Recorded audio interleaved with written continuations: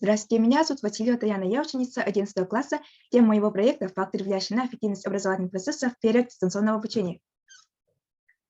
Решение о массовом переводе образовательных учреждений на дистанционное обучение в нашей стране вводится впервые. Следовательно, из-за этого данная форма обучения для многих является чем-то новым и непривычным. Цель моего проекта – определить основные факторы, влияющие на эффективность обучения в условиях дистанционного обучения. Из данной цели вытекают следующие задачи.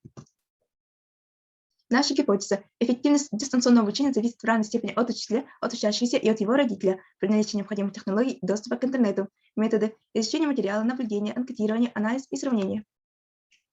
На данном слайде указано определение дистанционного обучения. Современное дистанционное образование же строится на использовании двух основных элементов. Это средства передачи информации и методы. Здесь перечислены методы и виды дистанционного образования. Теперь перейдем к практической части моего проекта.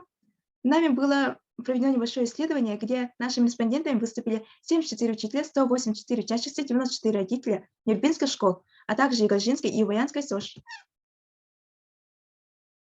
Как соответственно этого исследования, субъекты образования, практически не обладавшие опытом онлайн-обучения, смогли быстро сориентироваться в новой ситуации и освоить новые формы коммуникации. В оценке результатов учебной деятельности возникли затруднения. Выяснилось, что существует противоречие между убеждениями учащихся с убеждениями учителей и родителей. Одним из последствий перехода на дистанционное обучение стало снижение мотивации учащихся. Также учебная нагрузка повысилась практически у всех субъектов учебного процесса.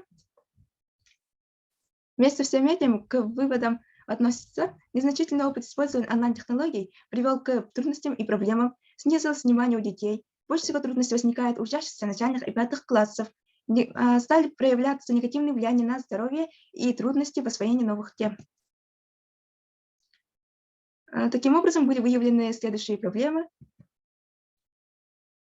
Можно выделить следующие критерии эффективности дистанционного обучения. Для учителя это эффективность метода обучения, наличие у учителя опыта онлайн-обучения. Для учащихся это наличие мотивации, работоспособности и самоорганизованности. Для обоих же эффективность взаимодействия, обратной связи, наличие используемых технологий.